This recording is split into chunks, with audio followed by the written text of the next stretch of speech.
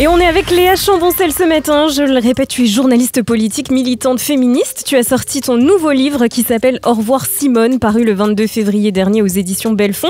C'est un ouvrage à mi-chemin entre l'essai féministe et le récit de fiction. Il était une fois dans la France des années 2020, une mère Simone et sa fille Monica qui partagent un seul et même rêve, vivre dans un monde plus juste qui ne serait plus fondé sur la domination, l'exploitation et l'oppression. Alors pourquoi avoir choisi cette forme de narration ? Est-ce que tu voulais rendre le propos plus accessible qu'avec un essai classique ? Ouais, tout à fait. En fait, je me suis rendu compte que très souvent, l'essai, c'est un peu repoussoir en quelque sorte pour certaines personnes qui se disent bon, ça peut être chiant, on va pas se mentir. Il y a des essais qui sont quand même un peu plombants et un peu chiants. Puis il y a d'autres personnes qui se sentent pas forcément légitimes en se disant mais c'est trop compliqué ou alors je vais rien piger. Et en plus, c'est quelque chose que moi j'ai remarqué dans le milieu féministe. Il y a une certaine exigence intellectuelle dans certains milieux militants, notamment un peu comme à gauche et à l'extrême gauche. Et j'avais envie de casser un peu ça en disant en fait, à travers une histoire, on peut quand même raconter des choses de manière intelligente, enfin j'espère, en tout cas, oui, ça, c'est à vous d'en juger, et aussi à apporter un propos riche et puis aussi très documenté, parce qu'en fait, tu disais, c'est à la fois essai fiction, c'est une fiction parce qu'il y a une histoire, il y a une trame narrative derrière tout ça, une utopie en l'occurrence, qui commence en dystopie, mais qui se termine bien, en quelque sorte, et derrière, j'ai essayé de vraiment bien le documenter pour donner envie aux personnes qui découvriraient peut-être le féminisme à travers ce récit, d'aller se documenter davantage, d'aller lire d'autres autrices, qu'elles soient françaises ou américaines, etc. Le livre, il commence en année 2023, il finit en 2030. C'est difficile d'écrire pour un futur proche ou pas ? Alors, plus précisément, il commence en 2026 avec, mais pas de souci, c'est 2026. Okay. Avec, c'est un an avant l'élection présidentielle, qui est en 2027, prévu pour 2027. C'est assez compliqué, ouais, mais à la fois très simple. Enfin, c'est très bizarre parce qu'à un moment donné, j'ai eu l'impression que l'actualité a un peu rattrapé la fiction. C'est-à-dire que j'ai imaginé les pires trucs. À un moment donné, dans le livre, lorsque j'ai écrit ça, l'été dernier, j'imaginais qu'on supprimait les aides familiales pour les personnes étrangères. Et là, banco, quoi, je me disais, la loi immigration, le gouvernement l'a fait, quoi. Et j'étais hallucinée, et je me disais, mais c'est pas possible, en fait. Je dis pas que j'ai un don pour la prémonition ou quoi que ce soit, hein, loin de là, mais parfois on se rend compte à quel point on peut imaginer le pire, mais en fait on est déjà dans le pire. Enfin, c'est pas demain, on y est, quoi. Et comment on fait pour rester réaliste malgré le côté fiction ? En fait, c'est très, c'est très ancré dans le réel parce que je m'inspire de faits réels. Je reprends, tu vois, genre des phénomènes, des faits d'actualité en les fictionnant en quelque sorte, mais tout est là en réalité. C'est-à-dire que même lorsque George Orwell écrit en 1984, ah oui. tout est là déjà, tu vois. Genre, en fait, il suffit de regarder ce qui nous entoure et d'arriver à sentir un peu ce qui risque de nous tomber sur la gueule et de comprendre qu'en fait là où on en est aujourd'hui, c'est déjà trop pour beaucoup de personnes. On est allé trop loin en fait dans la dystopie. Et c'est ce que je propose dans ce livre, c'est d'essayer de proposer un récit différent, c'est-à-dire en fait on n'a pas le choix, c'est soit on va dans le mur mais on y est déjà, soit on s'organise et on essaie de faire en sorte de se sauver et de sauver les autres. Mais on s'organise politiquement ou on s'organise en tant que peuple, quoi ? Les deux, en fait, tu vois. Enfin, politiquement, après, c'est aussi comment tu définis la politique. Ça veut dire que si tu te définis politiquement, il faut que tu prennes parti.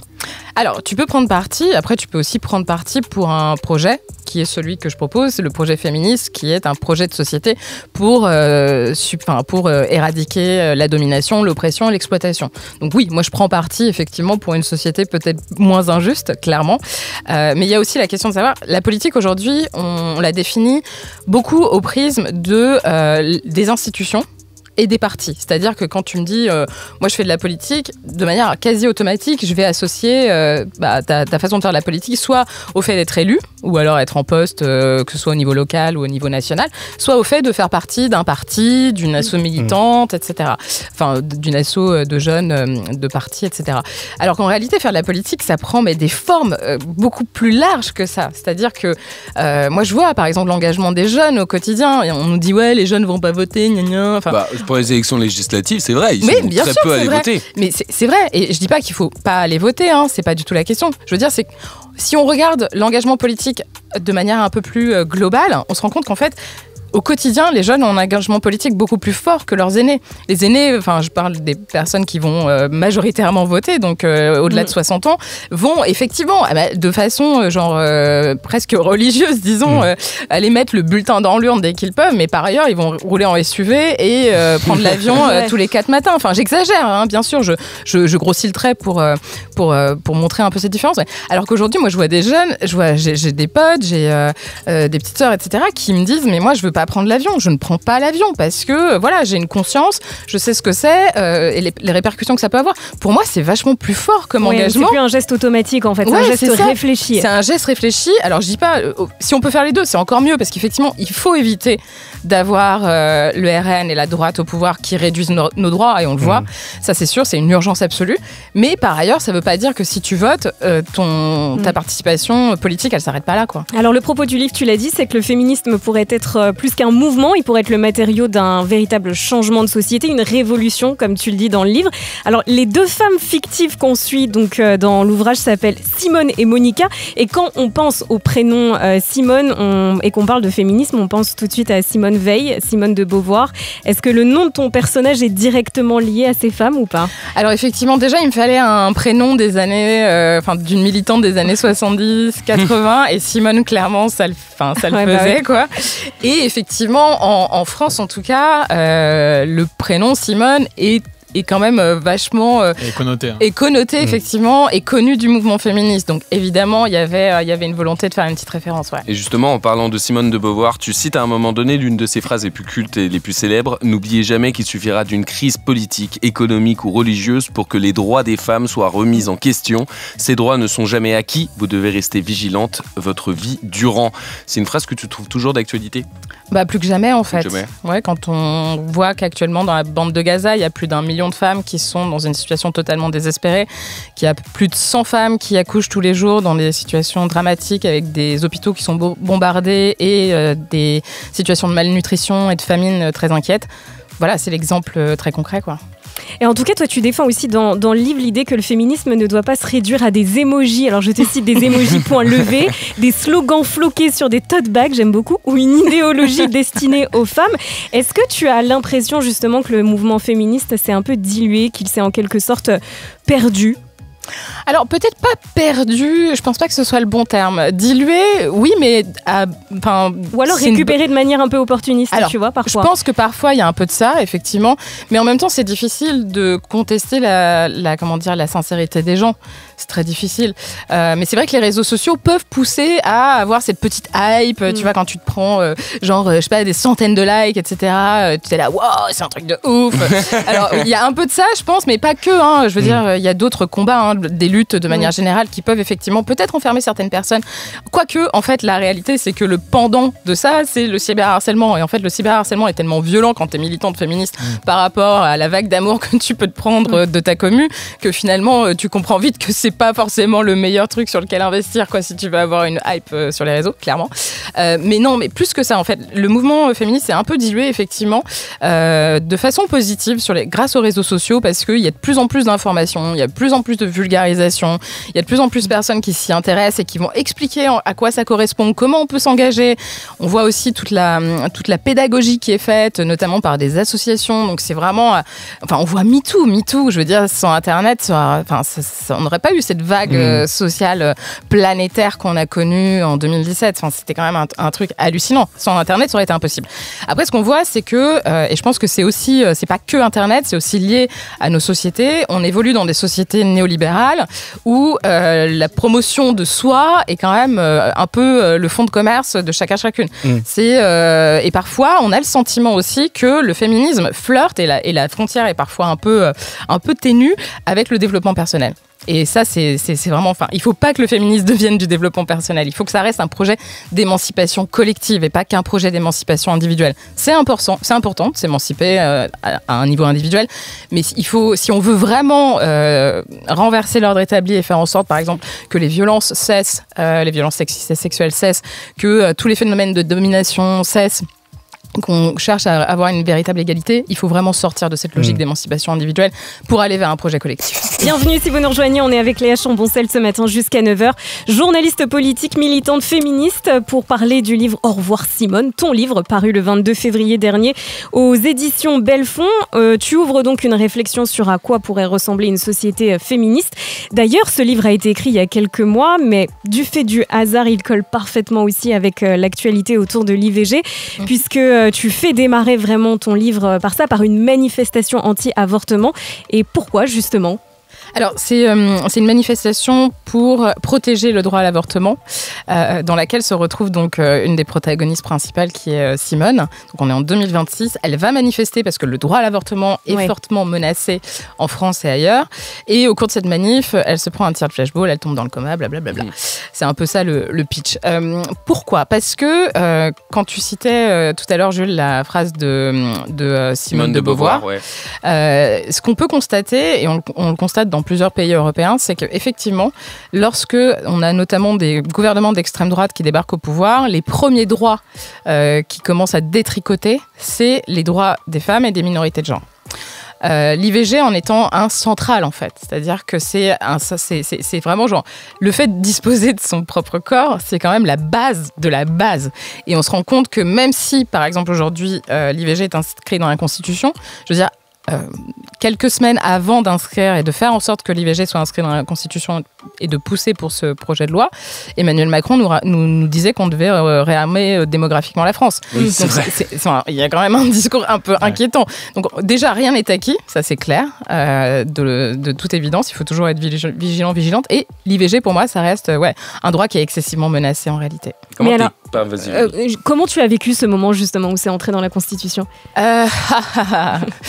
Alors moi je suis assez mitigée. Après encore une fois j'aime pas trop être la meuf qui gâche la fête parce que ça a été un moment tellement fort pour de nombreuses militantes associatives. Je vois le planning familial, la Fondation des femmes, etc. qui se sont mobilisées de ouf sur ça. Je vois aussi des élus, je pense à Mélanie Vogel, Mathilde Panot, qui ont vraiment tout fait pour, même Aurore Berger à son niveau, c'est pas ma meilleure pote de loin, mais à son niveau elle a quand même œuvré parce qu'à l'époque c'était une proposition de loi qui avait été déposée par FI, donc par Mathilde Panot, et il y avait en concurrence en quelque sorte un texte qui avait été déposé par Aurore Berger.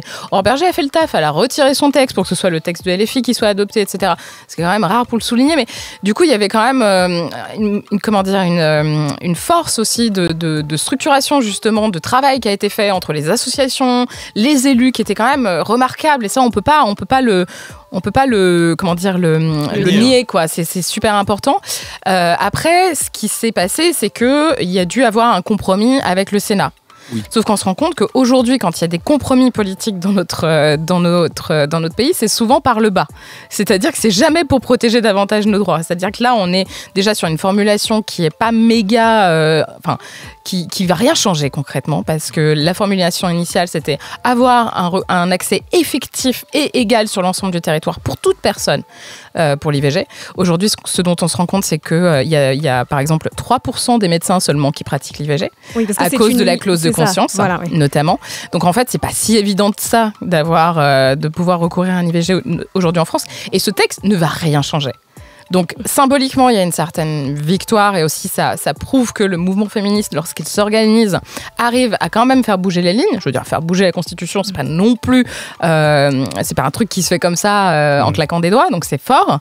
Néanmoins, la formulation est insatisfaisante. Et comment t'expliques que quand les partis ultra-conservateurs, voire d'extrême droite et d'extrême droite arrivent au pouvoir, s'ils s'attaquent directement aux droits des femmes et aux droits des minorités ? Parce que justement, ils sont conservateurs, c'est-à-dire qu'ils veulent... Je pense qu'il y a quand même une certaine panique quand même de la part de ces mouvements-là conservateurs. Ils ont peur en fait de... on le voit, quoi. À chaque fois qu'il y a un sujet qui émerge dans le débat public, ils sont là, « Oh mon Dieu, les féminazis !» Juste parce qu'on demande l'égalité salariale. Enfin, c'est pas non plus un truc de ouf, quoi. Je veux dire, je veux juste être payée comme vous. Enfin, c'est pas... Bref, on a l'impression qu'ils ont tellement peur que le monde dans lequel ils et elles vivent, qui est clairement favorable à leur vie, soit remis en question. Donc, évidemment, s'il y a d'autres groupes qui est, même classe sociale, etc., qui cherchent à prendre la place qu'il et elle ont le droit d'avoir, ils flippent en fait. Donc je pense que c'est vraiment ça. Donc ils se disent, ok, donc on va commencer à en détricote, de sorte à ce que les choses n'avancent pas dans un meilleur sens. Et on le voit constamment, il y a toujours des reculs en arrière. C'est pour ça, moi je suis très contente pour l'IVG dans la Constitution, mais à condition que ça fasse changer vraiment les choses. La question que je me pose derrière, c'est qu'est-ce qu'on va se prendre dans la gueule comme retour ? Est-ce que tu penses que s'il y a certaines décisions qui sont prises qui entravent les droits des femmes, c'est parce qu'il n'y a pas assez de femmes au pouvoir ? Alors ça peut jouer, effectivement. J'avais écrit un premier bouquin qui s'appelle « Plus de femmes en politique », qui est un livre que j'ai fait sur la base d'une enquête. En fait, c'est une véritable enquête journalistique. J'ai interviewé 59 personnes qui sont engagées en politique à plein de niveaux différents, que ce soit associatif, local, national, des députés, anciennes ministres, tout ça, qui effectivement faisaient état. Bon, on le voit de toute façon. Je dis pas que toutes les femmes vont œuvrer pour les droits des femmes et des minorités de genre, clairement pas. Ouais, par exemple, Marion Maréchal, je suis pas convaincue. Je suis pas certaine qu'elle fasse le taf, et je lui fais vraiment pas confiance. D'ailleurs, c'est ce phénomène de fémonationalisme qui est très montant aujourd'hui dans nos sociétés et très inquiétant même au niveau européen et mondial. Néanmoins, on voit bien que toutes les avancées, c'est-à-dire IVG, même IVG dans la Constitution, etc., qui est-ce qu'on voyait monter au créneau ? C'était des femmes, pour le coup. Et elles sont assez peu nombreuses aujourd'hui, pas suffisamment dans les institutions, mais je préfère quand même souligner que c'est pas parce que t'es une femme que t'es féministe. Oui. Alors, il est 8h54, dans quelques minutes, on va retrouver Fawzi pour Move Info. Il voulait te poser la dernière question. Ouais. Oui, puisque Léa, tu parles de féminisme d'action. Et c'est vrai qu'en politique, il y a une personnalité qui détonne. Tu vois, c'est Sandrine Rousseau. Sandrine Rousseau qui parle beaucoup de déconstruction, qui avait aussi fait polémique quand elle avait dit justement que le barbecue, c'était un symbole masculiniste. Est-ce que tu penses qu'il faudrait plus de Sandrine Rousseau en politique ou tu te dis, c'est que des mots, c'est que des punchs? Alors, comment dire, il y a à sa décharge et aussi malgré elle, je crois, des choses qui sont reprises et qui font polémique, alors qu'en réalité, moi je pense que Sandrine Rousseau a quand même un engagement assez sincère dans ce qu'elle porte, étant donné tout ce qu'elle s'est pris dans la gueule concrètement, que ce soit dans les médias, à l'Assemblée nationale, etc. Sur les réseaux. Je veux dire, c'est pas facile d'être une féministe aujourd'hui et visible dans l'espace public. Donc on le voit, et d'ailleurs plus de Sandrine Rousseau, c'est aussi plus de Mélanie Vogel, c'est plus plein d'élus aujourd'hui qui sont arrivés soit au Sénat, à l'Assemblée nationale, qui sont des élus féministes. Je pense à Marie-Charlotte Garin aussi. Il y a pas mal de féministes qui sont sur les bancs de l'Assemblée nationale, ce qui n'était pas vraiment le cas avant. Donc pas forcément Sandrine Rousseau, parce que je suis pas forcément d'accord avec tout ce qu'elle dit par ailleurs. Je vais pas non plus juste dire Sandrine Rousseau les yeux fermés et pas être critique sur certaines choses. Plus de féministes, ça c'est sûr. Merci Léa d'être passée nous voir, Léa Chamboncel, merci à vous pour ton livre Au revoir Simone, qui est dispo aux éditions Belfond.